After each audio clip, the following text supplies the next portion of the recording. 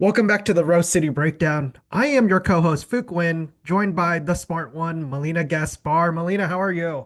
Hey, Phuoc, I'm very tired today, so I'm trying not to fall asleep in front of the computer while recording this podcast.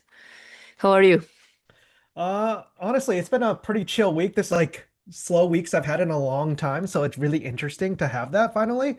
But there'll be more things coming up, obviously, but I'm just gonna enjoy a slow week. I finally watched the Odyssey as well. Oh, So and I get it. Like, when it's funny, Melina, when people say movies are good, typically I don't believe them. I need to go see it myself to like have that opinion, you know what I mean? And it's Spider-Man and then The Odyssey, like back to back is pretty movies have made my like the summer movie slate pretty dang good, you know what I mean? So, but did you like but it or not? oh yes, I did. I did. Yeah, It's one of those movies where you like school, high school, whatever, like just learning about Greek mythology and everything like that, you know what I mean? So it brings up a lot of things, right? So, but Melina, one thing that's real is the Portland Thorns have won three in a row. So let's kind of dig it, like dive into it, right? So Portland Thorns 1-0 over Denver Summit. It was an interesting game because at this point, I think we know who the Portland Thorns are. Possession numbers 37% to 63% in favor of Denver Summit. 1.75 expected goals for Portland compared to 1.32 for Denver Summit. 16 shots for Portland. Denver had more touches in opposition box, 27 to 12, which is pretty ideal. I mean, this is pretty standard for Portland at this point. They are who they are. Sophia Wilson scored her 10th goal.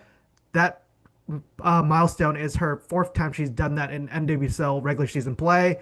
So, I mean, it's just, there's not much that surprises you about Sophia Wilson. But Portland had a lot of big opportunities. If you look at Foot Mob, three there's four big chances. They missed three big chances. So the conversion rate, they only need one, right? So that's kind of the big thing. And looking at the starting lineup, it was I think everything was the same. I think Renee Lyles was the only omission. But outside of that, it's been pretty straightforward for Portland. And then back line, obviously Sam Hyatt filling in for Issa Obaze, who's out weeks or 1 to 2 months, like that range, weeks to 1 to 2 months with a hamstring injury. Reyna Reyes benched for the third straight game for Carolyn Calzada, who's playing right back. Emma Vignola got the start again, and then midfield stayed intact with Dana Castellanos as the 10. But just kind of looking at this game, Melina, looking back at it, what are your general reaction? Looking at the scoreline and everything, it seems like it was a fair result. Honestly, like a draw or Portland win would have made sense. I think Portland had too many big chances to like lose this game. Pretty straightforward performance on Tobin Heath Appreciation Day, it seems like. yeah, emotional day for sure. And wow, it's interesting or it's weird to see Sophia missing big chances. You could see even in her face, that she couldn't believe it. And yeah, it was interesting for me, mostly because of we know that the midfield they are kind of innovating. Now Nina Nijstad is kind of like showing what she can do. Some aspects of her game we couldn't see in her first few matches, of course, until she got some confidence and get to know her teammates. So that was interesting. And I was listening to some podcast about the WSL this week. I finally had the time to do that. And they were talking, one of them was talking about how amazing has been Jessie Fleming all this year and how nobody is kind of like talking about that. So I know we have talked about that, not as much as maybe we should have, but yeah, like amazing game by her as well. And Portland had a specific game plan, and that was like sending long passes, kind of like bypassing the midfield sometimes. And yeah, it kind of worked. Portland had like produced many good looks through that. And Denver's plan was attacking through the flanks. We could see them exposing Portland's fullbacks in that way. So that's still something they need to work on. Now we can see who the coach prefers in those positions. But yeah, I think it's something he kind of like foresaw, because the way Portland is playing, that's something that is going to happen. But well, so far, at least in this game, they could cover that pretty well, I think. Well, not pretty well, but at least Denver couldn't put their chances away. So yeah, I think that the result was fair in the end. Yeah, I think I'm glad you brought up Jessie Fleming and Nina Nijstad because I think with Jessie Fleming, we've been looking at her numbers, especially chances created, Melina. She was top 10 for such a long time. I keep track of that specific stat with Jessie Fleming every couple, weeks and I haven't checked for a while, so I'll have to do that. But that's why you and I have spoken about how the heat map needs to allow her to get a little bit more freedom going forward because she does great things with the ball, right? She knows where to play those passes to Sophia Wilson, right? And it was interesting because I thought Denver was a little naive, Melina, with their defensive approach. You know what I mean? Like, yes, it's good to have they kind of played into Portland's trap a little bit because they they had 63% of the ball, right? And Portland likes when that happens because they just hammer you on the counterattack. And the whole back line for Denver, especially in those moments, were way too high, right? And they don't have, there's a few good moments. I think Gatino had some good moments, Molina, stopping Soph, but you have to do that for 90 minutes. That's asking a lot, right? So I thought they were a little naive in that approach. But yeah, just looking at that, just, Jessie Fleming with a beautiful pass. I thought, um, Nina had one of her strongest games today. She continues to get better. Robert Vilahamn even said the exact same thing. Jessie Fleming has continued to do her usual. In the back line, I think Jaden Perry, especially that goal, what is it, the goal line save that she had, made up Mhm. for a lot of and I thought, and I just thought in general, like she looked a lot more comfortable this game with Sam. I think with Sam Hyatt, you have that leadership back there, Melina, but I still have a lot of questions at right back, and we can talk about that in a second. But Melina, during the post-game presser, we'll obviously we'll go through more game coverage with Melina's corner, but during the post-game presser, Robert Vilahamn, was talking about the team, and he officially called his team a counter-attacking team, right? And I'm curious because, when we heard Jeff Agus talk about, what he was looking for in a head coaching hire, he said he wanted to play front-footed. He wanted to keep more of the ball. He wanted to be more, like a beautiful type possession-based team. You know what I mean? In other words, right? And so it's interesting that they're not really I don't, they're not really like that, right? Like the comparison I had when I heard that, Melina, is you're gonna love this, is Casey Stoney with San Diego Wave and Alex Morgan. That's how they look like to me. But here's the thing. You remember what they had with Casey Stoney's side, Melina? They had an the back line of dreams, right? Like when you have Garma lead your back line, you can have three other people in Naomi Garma, but they had a solid back line all around. You know what I mean? And that's why they were able to do that. And they were just, direct team and they were looking for Alex Morgan, on the long ball, but they also had support behind, you know what I mean? And that's what it looks like for me with this team for Portland. It looks like obviously they don't care about possession. They just try to hit on the pressing triggers. They sit back. And another funny thing was if you heard Nick Cushing for Denver Summit, the head coach, after the game, he also said Portland doesn't really do much. They just sit back, they wait for mistakes, and then pounce on it, right? And they have a world class nine in Sophia Wilson, and they try to feed her the ball as much as possible. Does that sound familiar to you? You know what I mean? So Melina, give me some of your thoughts on officially hearing the team as a counterattacking side, especially after Jeff Agus's coaching search in the offseason where he has mentioned what he was looking for, and it seems like it's like the opposite of that. But also talk to me about whether it's just because Robert Vilahamn has to kind of do it with this roster, right?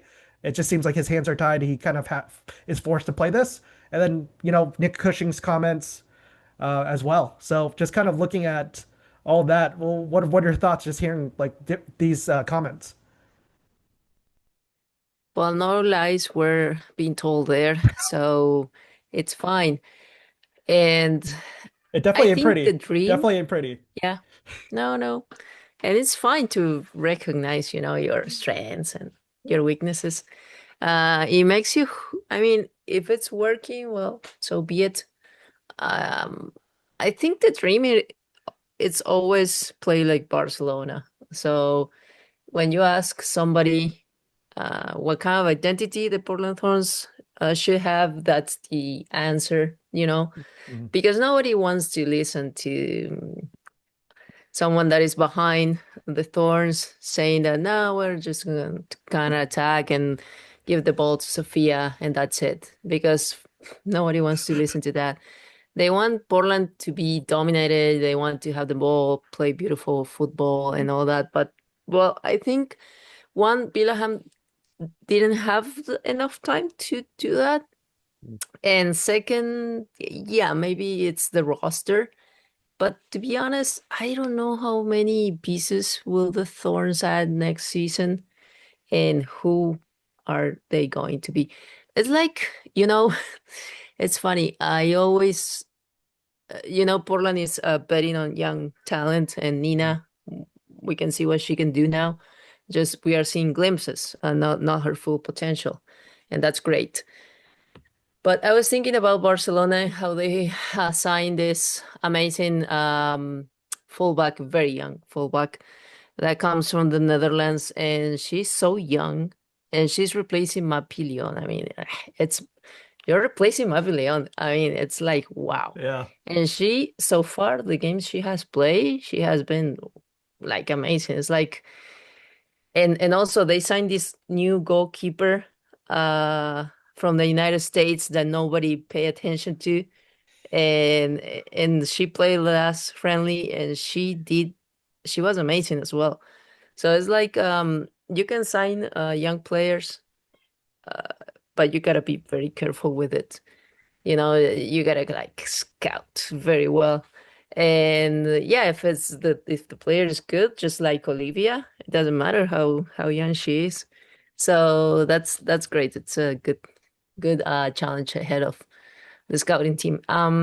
So yeah, it's like it is what it is. It is working. Just how many games are left? 10. If the Thorns keep producing results and more so with now that they don't have Olivia Moultrie, that's fine. I mean, and if Nick Cushing knows how the Thorns play, I mean, it's on him, not to be able to have a result. So he can complain all he wants, but in the end, the joke's on him, I think. Yeah, it's interesting because I think when I heard those comments the first time, my reaction wasn't like he's wrong because he's not wrong. I think for me with Portland, we know what Portland is. They are what they are. You know what I mean? It is what it is, right? Like we keep saying that every week. And here's the thing, I don't like blame Vilahamn for playing the way they do. You know what I mean? It's not attractive football. Let's be honest with that, okay? It is really hard. It's difficult to watch, especially on the road, Melina. Even at home, like it's difficult to watch because you like when they have those spells of possession, right? And they just don't have that really anymore, right? They're pretty much a hit and run team, right? Like, but they have the pressing triggers, the players to do that, right? And then when you think about why he's probably running this, he still think about it. He's been rotating his back line. Obviously, what is it? Another change in the back line. I know because it was Obaze with the injury, but you're looking at that, you're like, okay, this makes sense because he's not going to say it to the media, but he doesn't trust his back line yet. You know what I mean?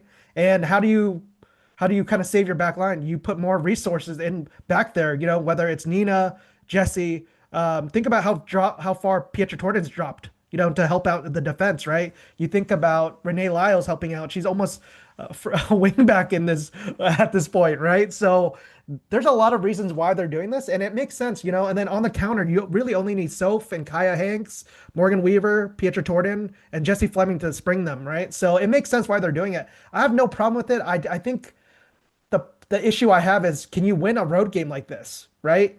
And I don't think the answer is yes because I think if you don't have the talent on the back line, eventually you're going to get exposed anyway. So it's going to be interesting to kind of see if they make any additional moves ahead of the transfer deadline, Melina. But for me, I think if you play this type of football, your luck, we call it luck factor with Portland, right? Because they have elite finishers, so it balances out, obviously. But my whole thing is I don't for me covering this team, for you covering this team, I think we know what to expect every week now. And just hearing it formally, I think is kind of like, oh yeah, we knew. We were just waiting for y'all to call it out. You know what I mean? So, and then Melina, second part of that question, a lot of folks have been asking about Reyna Reyes, and I do have a complaint about this, right? So Reyna Reyes is a possession-based fullback, Melina. And in this system, a counter-attacking system, especially when you're counterattacking and you need to be able to get back, on defense, it doesn't really, this does not match the system that she can play, right? If Portland's going to be a more possession-based team, Reyna Reyes is a perfect fit because she can do it all. She's probably the most comfortable person on the back line with the ball at her feet. Um, and for me, I understand why he's starting Calzada. He has said it's because of her pace, and has talked about pace over and over, and it makes sense why he's doing that. And May Vignola has been his first choice fullback all season. I think eventually they're going to need to switch back to Marie Müller, who's going to be back, quite sure, quote unquote, quite sure, this week. And then Reilyn Turner will be back as well. So, but my point is, Melina, I don't think you can run any system and not have Reyna Reyes included, right? She might have to adapt her system in this format, but I think, I'll just call it out because I think it's a slap in the face for like one of the cornerstones of this team to not, you don't bench her 3 games in a row. There's no excuse for that. So thoughts on just Reyna Reyes' playing time, Melina, the past a few games? Yeah, it's I wouldn't say surprising, but like you said, slap on the face kind of like fits the situation right here. I was thinking about Mexico and how important is Reyna Reyes to the team and Mm-hmm. their chances to qualify for a World Cup. And I mean, Mexico was very frustrated because they are putting the resources into the team and everything and into the league, and they couldn't qualify for the 2023 World Cup. And now Reyna Reyes is a big player for them. And and big part of that is that she got to be started for Portland. Mm-hmm. So I think she might be frustrated, sad, and so many other things. And I really hope they can find a place for her on this team, at least as a sub, because like it's a very very big change for her. She was being a regular starter and she was doing great. So she became very important as well. So yeah, not seeing her on the pitch, it's weird. And also the kind of confidence she gives you. Um, it will be interesting to see, at least to see her in the place of Vignola from time to time. Because we have seen that both Calzada and Vignola have been exposed with Yeah. Mm-hmm. long passes to the wings And box when defender Portland too. loses possessions. Yeah. Yeah, Mm-hmm. when Portland loses possession. So I think Reyna Reyes can be better in the box defending and trying to recover.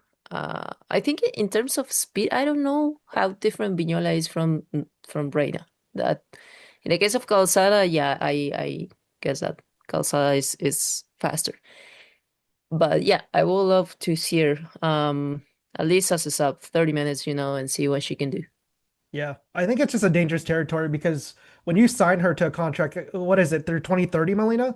Like you pretty much you pay her a lot of money to be a star player for this team. And I think a coach's job is to make the system fit, right? And by putting Reyna Reyes as a scapegoat, Melina, that's my issue with this all, right? He was saying he was trying to figure out solutions, things like that, and that's fine as a coach. But it's funny that they pinpointed Reyna Reyes, and I'm like, but so many other players miss their marks and their assignments.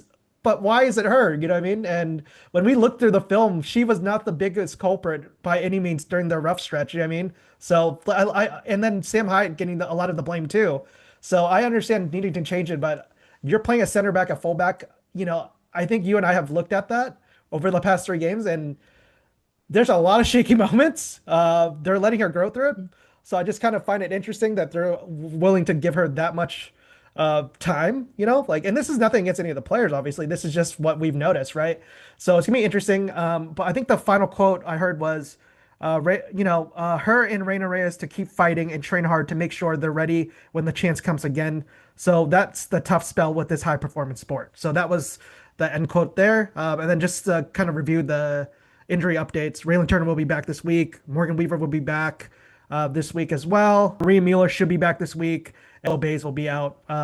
They called it more of a long-term injury. So that's kind of the situation there. Melina, I know you cut some clips before this. Let us know what stood out to you from the Denver Summit match. It's mostly about the work Jessie Fleming has done and also Nina and Pietra. So let's see that. First of all, I mentioned already what was Denver's plan in this game.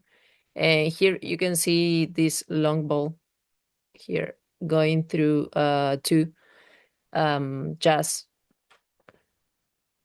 So we know Jazz is very fast. Here here Calzada gets to it, but not, I mean, it's like a 1 or 2 seconds behind, which allows Jazz Ryan to do that and almost score.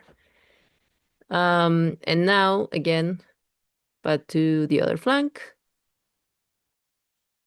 So this time is Jazz in the midfield, contributing to game possession.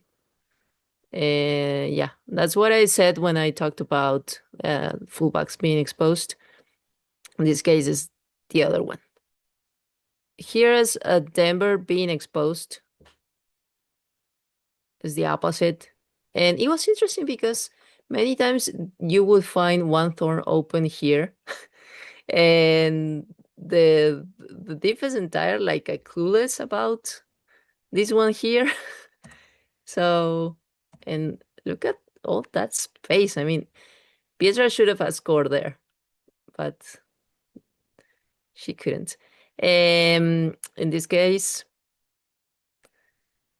they're too high again. And look at Nina Nijstad. We will see another clip about this. How Nina stays higher and Jessie got the duty, the defense duty. So yeah, that's gonna be her position for the rest of the year. But Nina did, like you said, this was her best match so far. And again, lots of space. I thought Sofia was offside here, but she wasn't. So that's why I think the talking about Jessie Fleming. Oh, and she was amazing in this game with her passing. Here in yellow, we can see the pass she sent to Sofia that ended up in a goal. And then we can see that she only missed 3 passes. And all of them happened in the second half, as you can see here. But in the first half, she was 100% accurate in all her passes. So that was great and something worth highlighting. And a lot of these are progressive too, Melina. Yeah, long passes, you can see here.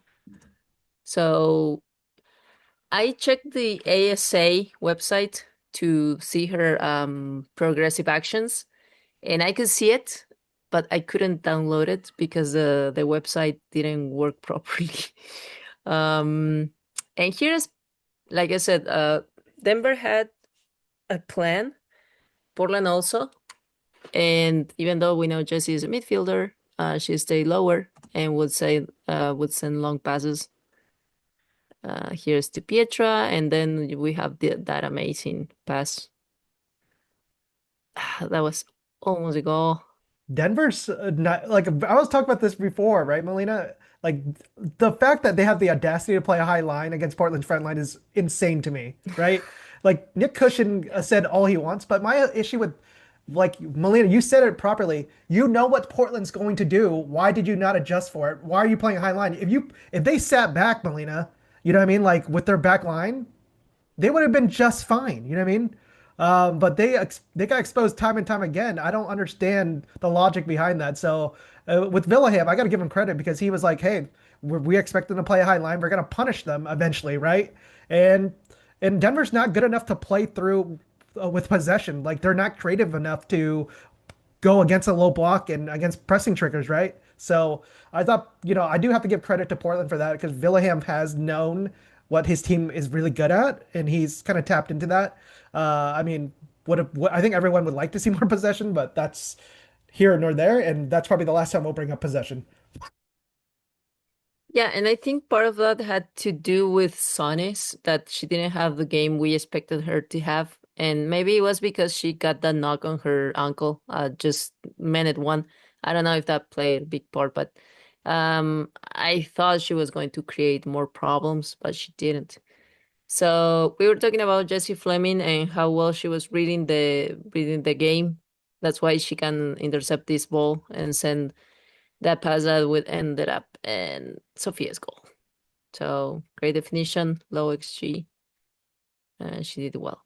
Another great pass by Jessie Fleming. Once again, long pass. So they were serving Sophia with many great opportunities. And this is Hyatt. Again, the same place. And now it's Pietra, the one with the opportunity. And Nina Nijstad. I thought Sophia could send the ball to here, to this. I think that's Lyle's. She could have, but she decided to go against three players. Couldn't get the shot properly. And this is what I was talking about regarding Jessie Fleming and Nina Nijstad positions in the field. So she would be acting here as defensive midfielder, and then Nina. It's interesting because I think Sophia wanted the ball, and then Nina said like, "But come over." It's like, come. She couldn't get the ball, and now Nina conducted. So she did a great she performed many progressive actions in this game. So I really liked the game she had. And this is great because, well, we have discussed so far how Portland defends just outside the box or just a very low block.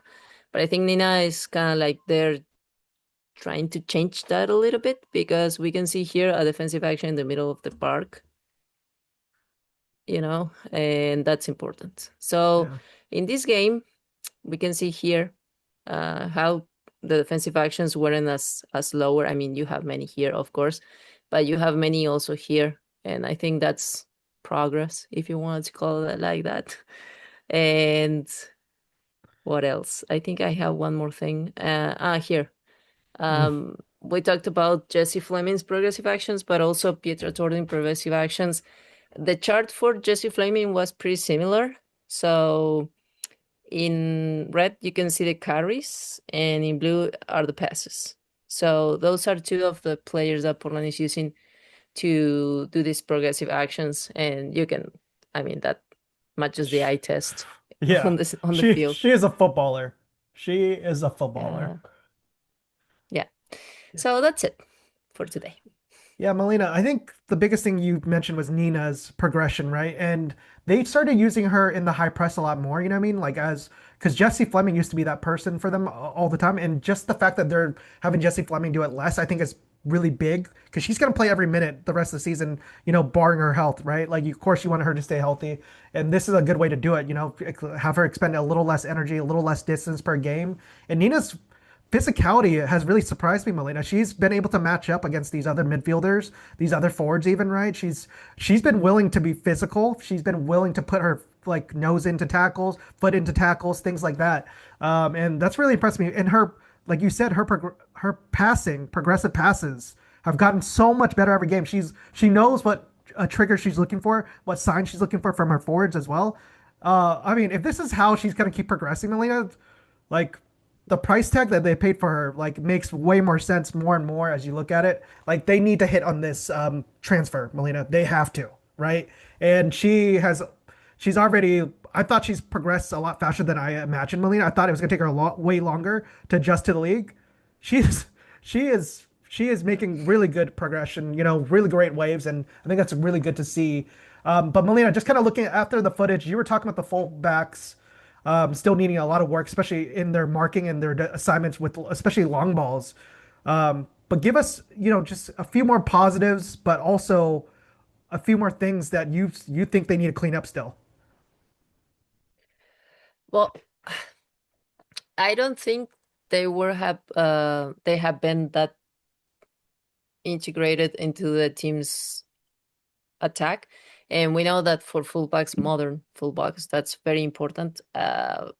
Comparing Calzada to Vignola, I think Vignola is the one who tries to go higher, participate, sending crosses and stuff like that. Calzada is not there yet. She's kind of like the middle of the park to the defense zone. And if she goes higher, you cannot notice her. So I think that's something they need to work on. I think given the fact that Portland's defense, we already know, is not the best, kind of like I think the coach might have said to them that the top priority is the defensive duties and not go higher. But Yeah. I mean, these are professional footballers, so they should be able to do both. And more Yeah. so if, I mean, they want to go higher on the playoff, because by now even with Olivia Smoltry's blow, I don't think Portland is gonna be out of the playoffs positions. So if they want to go to championship at least, play final, they need to fix that. Yeah. Yeah. Yeah, I mean it's a glaring issue, right? And here's the thing, they're tied with Washington Spirit on points for second in the table, right? Gotham's running away with the Shield, right? And that's who Portland's facing next, Melina. And it's going to be a really big challenge for Portland because Gotham has one of the best back lines, right? I don't think they're gonna be naive enough to play a high line. Like, obviously, like the one advantage Portland has over them, front line speed versus their back line. Their back line is not particularly fast, right? And their fullbacks aren't, depending on who they start, aren't like if it's Girl Wrighton and it's going to be like Brunina, Portland can they're going to win a lot of 1v1s, right? So it's going to be really interesting to see how that happens. But I think for me now, Portland knows who they are. They're going to keep playing this low block and they're going to try to hit on the counter. That's fine. But on the road, you do need to have the ball just slightly more, you know what I mean? To open it up and to not expose your defense as much. So it's going to be interesting to see how kind of all that plays out, Melina. But I think for me with this team, I'm looking at it. The more I look at it, I'm like, they need to add a stud center back more than ever. Because if you add that, it will solve a lot of issues. Or if you find a player like Taylor Flint, right, who can cover up a lot of deficiencies back there, right? So it's going to be interesting because at this point, Reyna Reyes another player to look out for because too talented not to be even getting bench minutes. Melina is crazy to me, as well. So, like I said, but Melina, before we call it, give me some initial thoughts heading into Gotham, like just generic keys. First, I hope Rose Lavelle is fine. I mean, that was a awful knock. Um, so yeah, like one problem less to be preoccupied for the Thorns, but still, she could play. I don't know if the clubs have said something about Rose Lavelle or not. I think Sam Kerr really likes to score against Portland, and my take my is she would have done the backflip when she scored in the last game, but I think she's not there yet, physically speaking. It's been some years since she left the NWSL. So, but yeah, she really likes to score against Portland, so she will try to do that. Well, one important thing is that Guru Wrighton missed penalty kick in the last Hmm. game. Hmm. So I was thinking that Portland hasn't had a penalty kick in a while. So that would be great if they can get one. But in case it is Gotham, the one who does that, well, and if Guru Wrighton is the one taking it, we know that she can miss. So that's good. And what else? Gotham is a good team. So I think it's gonna be good test for the Thorns, more so because they are on the road. Also, Yeah. like you said, they're tying points. So yeah, it's gonna be, I think, depending, leaving the results aside, it's gonna give us a good measure of how where the Thorns are, you know. So if the system Vilahamn had put it in this team works or not against top teams. So Yep. yeah, interesting match, and hopefully the Thorns can get at least a point. Yeah. No, yeah, it's going to be a heck of a test, Melina, right? This is the biggest test you're looking for Portland the rest of the season. No disrespect to the other matches that they have, but this is the biggest barometer, right? You're playing against the top team in NWSL, who's likely going to be the 1 seed, who's likely going to be the NWSL Shield winner, right? And then Melina, any final thoughts from you as well? Yeah, I just wanted to mention Tobin Heath, of course, one of the most important players for the club history. And just as with Megan, it was great to see her being celebrated by the fans, see her going back to Province Park, receive her roses, and be surrounded by the people that loves her, including Christine Sinclair and Becky Sauerbrunn. That I heard, I don't know, something that she had to do many things and she missed the ceremony. I thought, yeah, why is she in the booth? But she wasn't at the ceremony. It was because she was late. So, and it was great that the Thorns could give her a win. It would have been a bummer otherwise. Um, so yeah, I'm glad you could be there. Like those kind of opportunities are one in a lifetime. So yeah, and yeah, I could see many posts, about her from different journalists, and one of them was he was following the Thorns from the inception, 2013, and he commented that after the game, she kind of like called journalists, and he knew all of their names. So that tells you a little bit about the kind of person she is, and Yeah. she wasn't just a great player, but also a great human being. That's the most important part. So yeah, Yeah. happy for Tobin Heath and everybody who could get to the stadium to celebrate her. Yeah, I think it was such a wonderful week, Melina. Obviously, epicenter week, but also I think you have to give credit to the ownership, right? Because Elisa Bethal Mirage, Alex Bethal, Jeff Agus, the front office as well, repairing relationships with Tobin Heath is so freaking important, right? Like you have to, you they did right by Megan Klingenberg last week. They did right by Tobin Heath this past weekend, and Tobin Heath got to relive all her best, Portland memories, and she got to enjoy everything from the Fiery game to being honored at the Thorns game as well. Like that's what it's all about, right? Portland celebrates champions, they celebrate winners, but they also celebrate great human beings. And then the other thing was Melina, the Portland Thorns officially moved into their new facility, right? Like they have all these new amenities, and I've been asking the players about this because I think it's such a big occasion. I think if anything, we're underplaying how big of occasion it is, right? Because players are going to have the best treatment and care now, Melina. They're going to have the best facility now, right? Whether that's a training room, recovery room, saunas.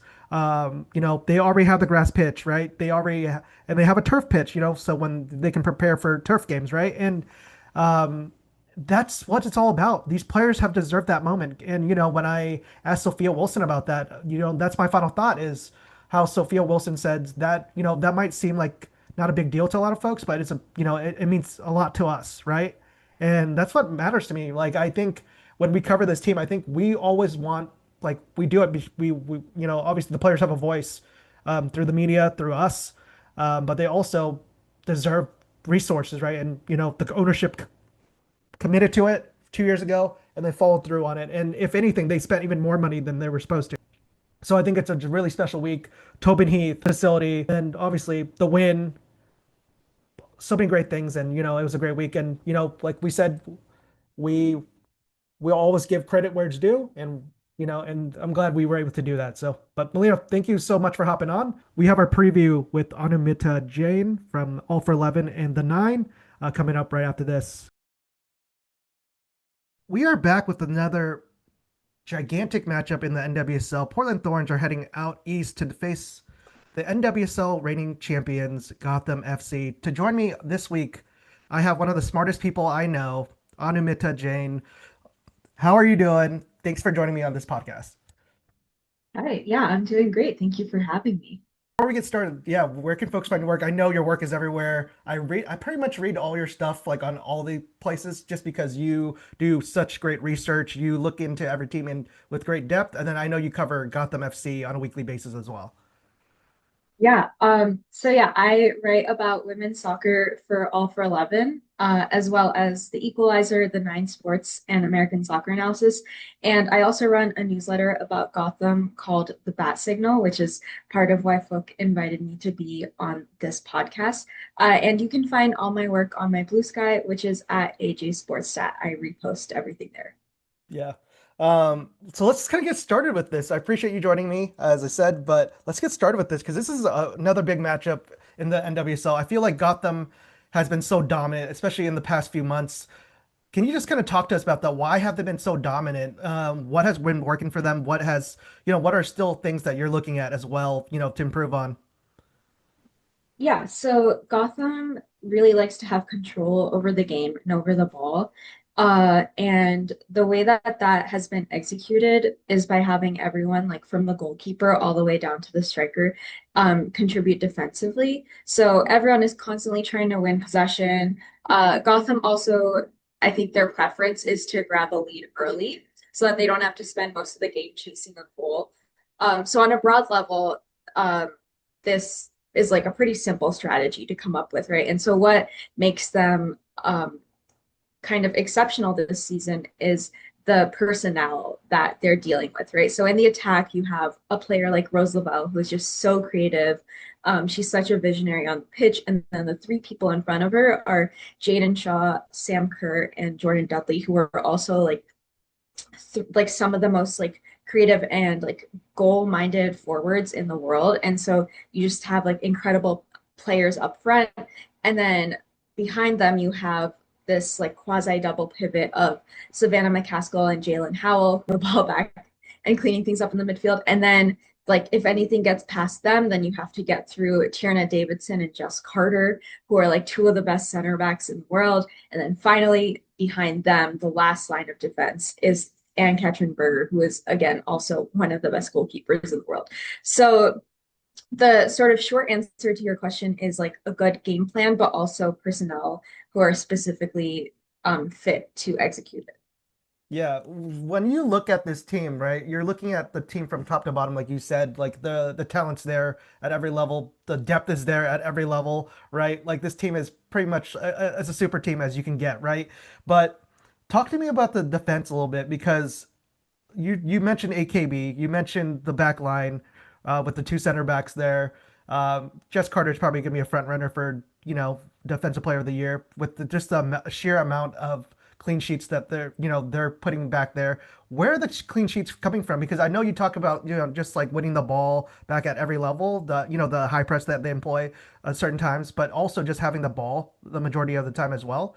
But where's a lot of that coming from? The thing that you mentioned, the high press, the trying to win the ball back, I think that's a huge contributor to their defense. Like if the other team can't keep the ball, then they can't generate attack, right? And so that's a big reason why they're able to put up these clean sheets. And then so I think that the team has a lot of commitment to defense. And then they just are good at being on the ball too and like maintaining possession of the ball. And so again, it's like the same idea of like if the team can't get the ball, if they can't retain the ball, then they can't generate attacks. And then the defenders themselves are just like really strong defenders. So, if it does get to that point where the opposing attack does get all the way to that final line of defense, they still like know how to win the ball back. They can put in those blocks, they can put in those interceptions, those tackles. And so yeah, it's just a combination of that strategy of the high press and then also just having strong defenders on all lines. Yeah. And then I just kind of want to get into this before I forget. Rose Lavelle, coming off or with injury really early in that game, and obviously really scary situation, especially when everyone's seen it by now. But what was your reaction to seeing that? And obviously, it's great that she didn't play any extra time or anything like that. But and have you heard any updates from the team? Yeah, so I have not heard any updates from the team on her status. Just based on what it looked like in the moment, I would be surprised if she were available for this game against Portland. I think that it's pretty safe to operate under the assumption that uh, she won't be able to play. For those who don't know, she came off with a head injury. She like Yeah. knocked her head pretty hard on the ground. She looked pretty out of it. And so obviously, hopefully she's okay. And hopefully the club is able to give her the time she needs to recover. Um, Yeah. yeah, so the short answer is I don't have an update on her status. Yeah, especially when it was at the back of the head too, you know what I mean? And Yeah. it's those are really like dangerous, and it wasn't just some soft landing too. It was a hard landing. So, our thoughts are with Rose Lavelle, obviously. And then just talking about, I'm curious, let's talk about kind of the roster build right now because it's very interesting because I feel like Boston Legacy are collecting Gotham FC players like it's the Infinity Rings, right? So, talk to us about that a little bit more because it seems like Gotham is obviously in win now. They've been in win now mode for a while now, but it seems like they are kind of, I don't want to say mortgaging their future just a little bit, but it seems like they're opting for veteran players instead of their young players, and that have like Shupansi, for instance, like she was a rookie of the year candidate, you know what I mean, within the top five of that. And it just seems like they're opting for these veteran players. How do you kind of see the roster build right now? Yeah, so Gotham's roster construction has been a hot topic for several months. Yeah. It's been a hot topic for me personally, as someone who covers the team. And so it's something that I've thought a lot about. And I think that you kind of have to dive deep a little bit into their roster construction and philosophy to answer this question. So over the past like almost 3 years since they won their first championship in 2023, the club has enjoyed being an attractive landing spot for players. And I think that's something that they're really focusing on, like to this day. So besides the usual tool of like, money, they're able to attract these like top, older veteran players by like promising them the chance to play with other top players. Like players want to play with other good players. Mhm. And then another part of their recruitment process, which is a little unconventional, but maybe not as relevant to this question, is that they focus a lot on like teaching or showing prospective players how Gotham and Gotham's training staff specifically can help them grow their game, right? So they identify like if you get really good in this one aspect, like you could be a great player or you could be an even better player than you are now. And players do really like that. They are looking to grow. Um, and so this strategy obviously has been immensely successful, right? Like Gotham has brought in some really top class veterans over the past few months, even. And so I think that where Gotham's at right now, and to clarify, this is based on nothing but my own head. Like this is not based on any inside information. I think that where they're at is they need to have top players to attract top players. Mm. And it's kind of like how they're like sort of more regular success started after 2023. They won a championship, and then these four huge U.S. Women's National Team stars were interested in playing for this team. Mm. And I think they're in this phase of like seeing if that strategy alone can sustain a strong roster, especially if some of these like more superstar players are willing to take a bit of a pay cut for this opportunity to play on this team that's winning and on this team with all these other superstars. And I think that this strategy will yield one of the best starting 11s in the Yeah. league consistently.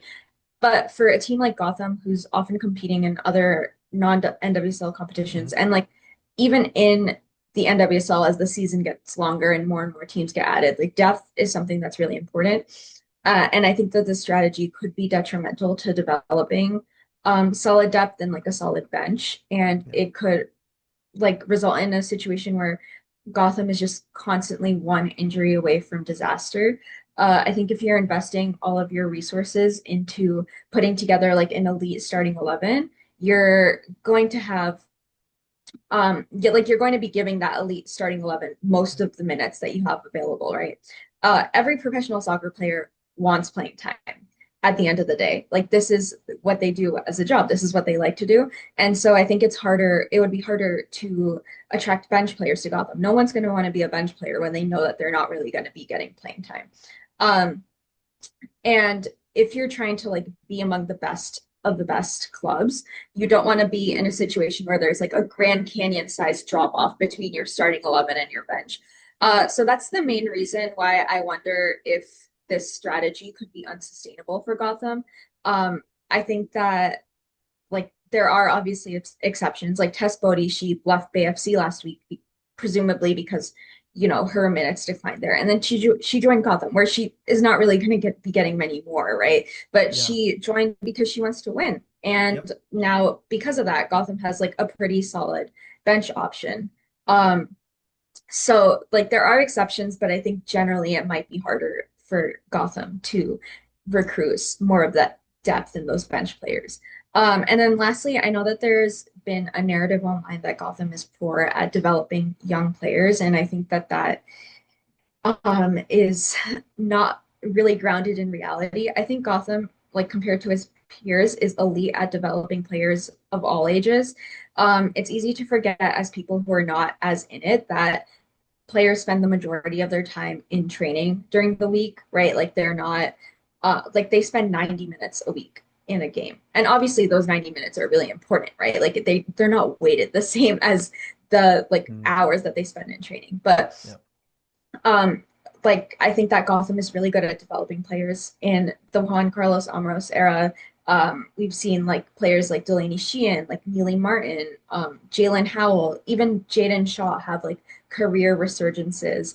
And then if we're talking about rookies, like rookies who came out of Gotham and left, they were able to leave because their stock increased so much while at Gotham, right? Like they were, so I think Gotham is like really good at developing young players. I think that's maybe one thing that it has going for them when it comes to like recruiting young rookies out of college going forward, as well as the fact that those young rookies, if they continue with this roster strategy, they would have the opportunity to learn from some of the best players in the world. So like I don't think this is as much of a disaster as people online make it out to be, but it definitely is valid to question the strategy a little bit. Obviously, only time will tell what happens. But I think that Yael Averbuch West is very thoughtful and very intentional, and she probably has a plan beyond the obvious like win now. Yeah.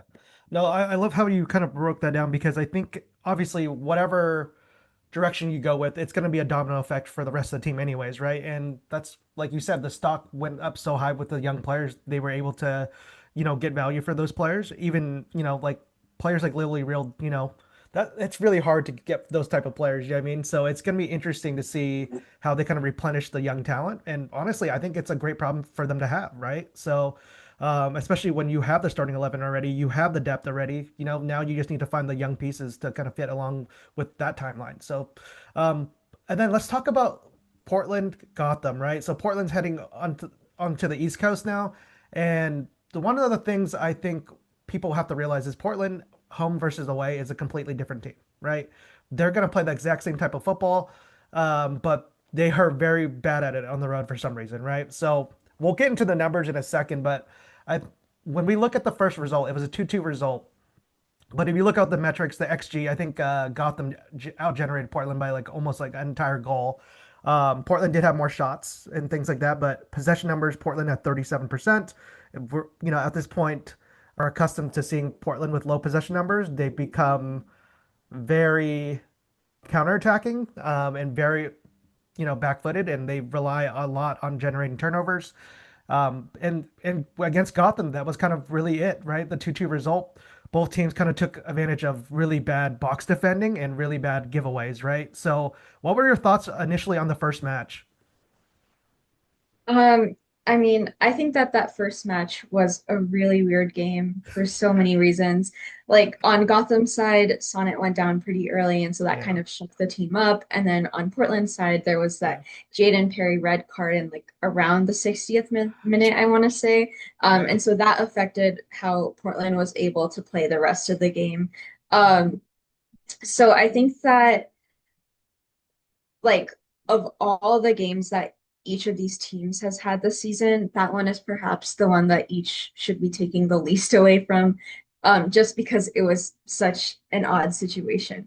Um, and like we'll get into this more later, but also situations have changed on both sides since that game. So like even though that match was only what like 5 weeks ago, I don't know if we should be reading into it too much when talking about this game that's coming up.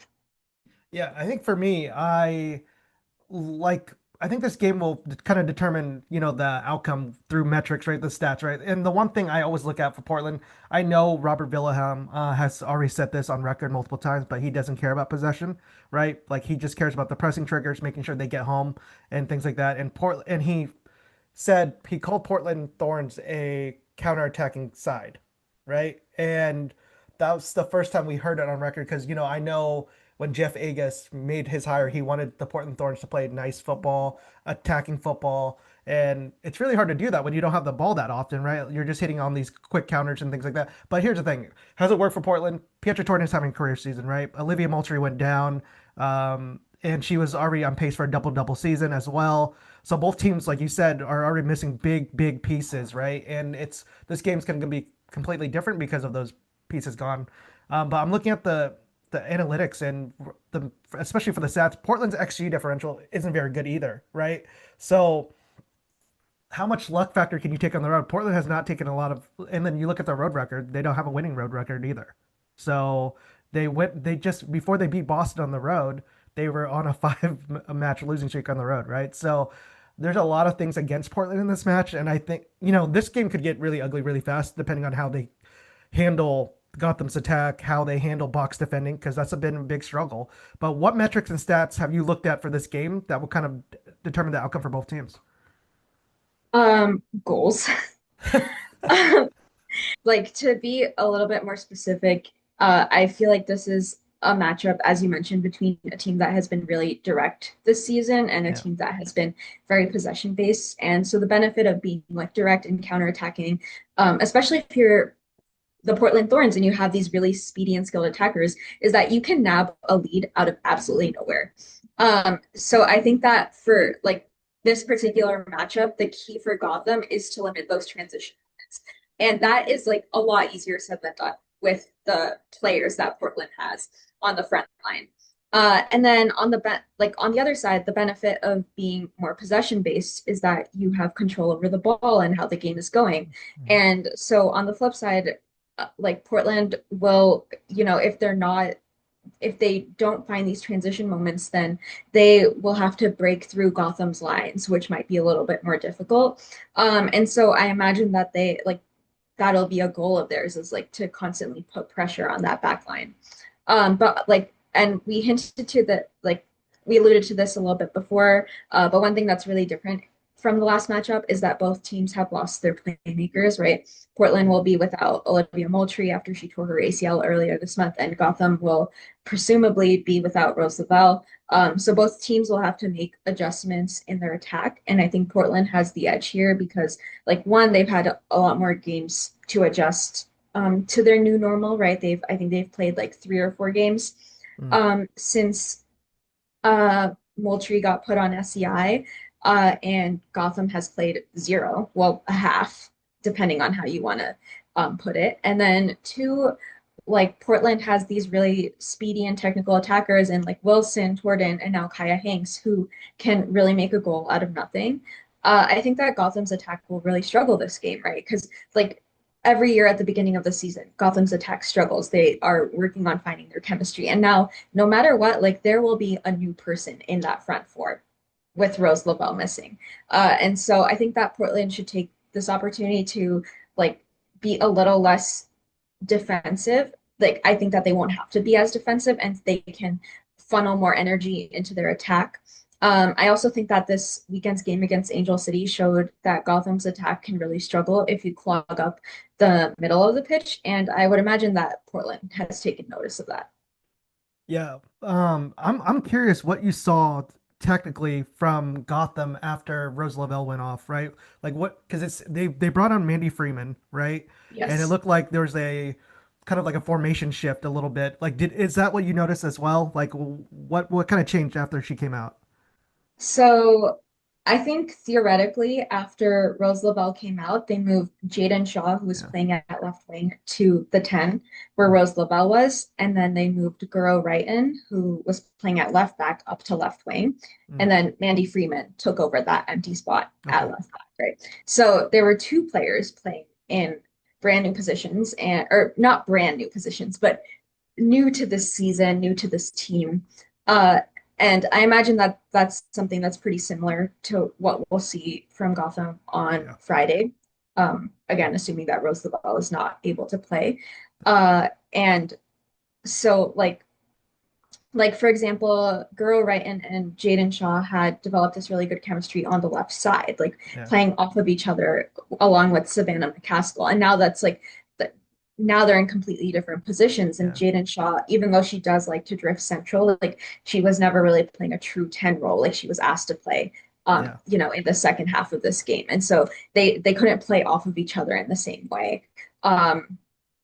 And then, so I think that that was the biggest difference. I think that Rose Lavelle and Sam Kerr had started to have a good thing going with their interplay, and now Sam Kerr had to like figure that out with an entirely different player, like that chemistry. And so, um, I think that the chance creation struggled a bit, especially because now Angel City was targeting more central spaces, and which Gotham had like funneled a lot of their attack through in recent games. Yeah. And then when we get like a little deeper into this game, like I would love to hear kind of because I love asking this question. One player from the back line, midfield, and front line to watch. So for the back line, I'm gonna have to go with Jess Carter. We've talked about this before. Um, I think that Tierna Davidson, the other center back at Gotham, is also incredible. But Jess has given us some really awesome moments this season, and she just really puts it all on the line for her team. She's like in addition to being a really skilled and intelligent defender, she's also just really gritty. And so it's like if we're talking about players to watch, like she is a fun player to watch. And then in the midfield, I would have said Rose Lavelle, but I don't think she's going to be there. So I think that I would go with Jalen Howell. Mm, She is such a workhorse in the middle of the pitch. She does it all. She like wins the ball back in the middle of the field, and she's a pretty good passer too. She's won back possession 124 times this season, which is 36 more times than Savannah McCaskill, who is the next most successful player on Gotham in this metric. And then on the front line, that's so tough because, like, can I just say Portland's entire front line? Like, Sophia Wilson, so exciting to watch. Pietra Tordin having an incredible season, like, just such a great player. And then Kaya Hanks, we haven't seen as much of her this season, but I still have nightmares about her from last season, from the one game that she played against Gotham last season. She's just so spectacular to watch. Um, yeah, sorry. I don't have a singular answer to that question. I just think Portland's attack is just so special. yeah. And it's interesting because I think Dudley is going to be like the one name I look at like this whole match because I don't think Portland has an answer at all, you know?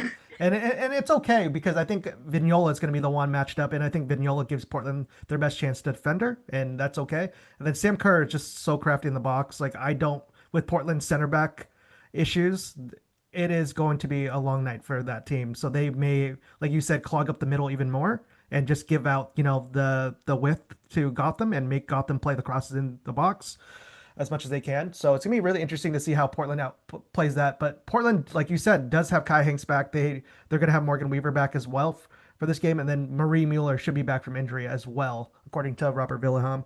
Um, just look at those first two names. We're talking about Hanks and Weaver. These are these two players, especially Kai Hanks, right? We're talking about Kai Hanks. Sophia Wilson she can go on one player counters on her own, but when Kaya Hanks plays, it's two, right? And Tordin's feeding them the ball. Jessie Fleming's feeding them the ball, right? Jessie Fleming, I think she was in the top 10 for chances created, and she's doing that from way back there, right? That tells you what Team Portland is. They are, I don't want to call them a hit and run team, but they are very hit and run, right? Like they love to pounce on they are a counterattacking team, and that's what they've called themselves. And Robert Vilahamn believes that gives them the best chance to win. This team reminds me a lot of Casey Stoney's San Diego Wave team, right? Where they had Alex Morgan, but they had an elite back line, right? Portland doesn't have that. So it's interesting that they're kind of playing the similar style. And it's really, from a neutral viewer, it's tough to watch outside of those moments of brilliance that Sophia Wilson has, right? But now Kai Hanks coming back gives Portland a little bit more life. Morgan Weaver gives Portland more life. What have you kind of seen from them? And then when you're looking at this matchup, how much does that should that worry Gotham just having these two attackers for Portland? Um, yeah, I mean, I think it should worry Gotham a lot. Kaya Hanks is, as I mentioned, incredible. And the last time she faced Gotham, she absolutely terrorized them on the left side. She left that game with a goal and an assist, but honestly, she could have had much more. Like she had full freedom to do whatever she wanted on that side of the pitch with the way she moves. So I think that her being back will definitely be huge for huge for Portland and terrifying for Gotham. And then Morgan Weaver, she only played 14 minutes the last time these two teams faced off, but she almost nabbed a goal while her team was a player down. So I think that she will definitely also be someone on for Gotham to look out for. Yeah, and then I'm just looking at Portland center backs. It looks like because Issa Obaze is going to be out for an extended amount of time, Caroline Cazada has moved to to right back, which has been an interesting move for Portland, especially when they have players like Reyna Reyes, on the bench for the past 3 games. But looking at their center backs, it looks like it's going to be Sam Hyatt. It looks like it's going to be Jaden Perry. Just I'm curious if you've dug into the metrics on those two players because we've talked to Evan Davis, Eric Morgan, and they have, when they look at the G plus, like all Portland defenders have a negative G plus, right? And it has been a very big struggle for this team, especially on the back end. But when you look at, because I think the biggest matchup in this game is not even close. It's going to be Gotham's front line versus Portland's back line, right? Portland's back line is going to be on their back foot almost the entirety of the match. They're going to try to win these balls and get them out to the forwards as much as they can. But Gotham is going to win the ball back a ton of times, right? Portland's going to look for 1 or 2 moments of brilliance. But when you look at the Portland center backs, why could Gotham be feasting that day? Because it looks like they have a potential to score multiple goals on this back line. Yeah, it's so interesting that you said that because in my preparation for this, Mhm. I noted that, last time this matchup was already like a strong attack versus a strong defense, right? Yeah. And I think that I was saying that I think that this time it's going to be like the exact same thing, but on steroids, right? And I think that you maybe are underestimating just how much Gotham's attack might struggle, Mm. just based on everyone shifting around. And so, Yeah. like, otherwise, like, sorry to Portland's defenders, but I think that this would be a good opportunity for this team to feast, right? But because Yeah. they're struggling with, figuring out their own attack, I think that gives Portland a little bit of an advantage, right? And then Portland is also like on the up at the same time, right? Like they're getting players like Kaya Hanks and Morgan Weaver back right now. And so I think that the directions that these teams are going in are the opposite, but they also are starting from different places, Yeah. right? So that'll make it really interesting. And I thought of it the other way around. I thought that this would be a matchup of Portland's attack versus Gotham's back line. Interesting. Obviously Gotham is going to going to want more possession of the ball. They're probably going to end up with more possession of the ball, but I think that the key moments in this game will come down to Portland's attack or counter attack versus Gotham's backline. So yeah, we'll see who's right at the end of the game on Friday. Yeah, I think the speed factor, like you mentioned, I know you talked about speed factor, especially with Portland's front line, right? Like Portland front line has speed all over, especially Yeah. when Kyle Hanks and Morgan Weaver come on, right? Like Sophia Wilson's going to be on there when both of them are on. And it's Mhm. going to be one of those things where can Gotham hold on for about 15, 20 minutes of just speedsters running at them. And No, for Portland's probably sure. good. Yeah, Portland's going to have a little bit more of the ball too, probably towards the end. The last question I have for you. The biggest storyline or X factor you're looking at this game? I mean, game like not to, sound like a broken record, but games are about goals and the team with more goals wins. And so I think that the biggest um X factor will be one, can Portland create these counterattacking transitional moments for themselves?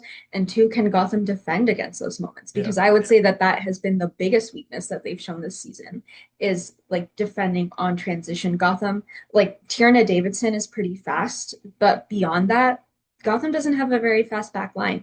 And Yeah. so, like, they found a lot of success by preventing those counterattacking moments. But when you have a team like Portland, whose entire strategy, like, they work hard on creating those counterattacking moments, then, like, it will definitely be a challenge. So, I think that that will be the key. Yeah, and honestly, I think for me, I'm excited for this game because it's another, Portland obviously third on goal differential, but tied for second in the table on points.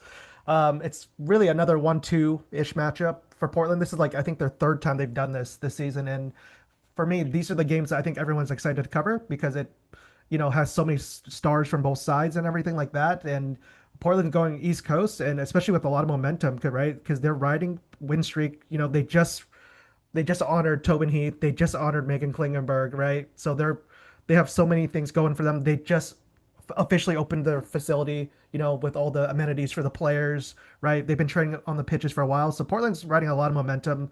They feel a lot of positivity and the vibes coming out right now too. And that matters, right? Like these little things matters, especially when you go on the East Coast. So that's something we'll look out for. Thank you so much for this wonderful conversation. I can't, like I always learn something new from you and this is no different. But where can folks find you on socials? Yeah, so as I mentioned before, people can find me on Blue Sky at AJ Sportstat, and pretty much everything that I do is on there. Sweet. Thank you so much for your time. I appreciate it.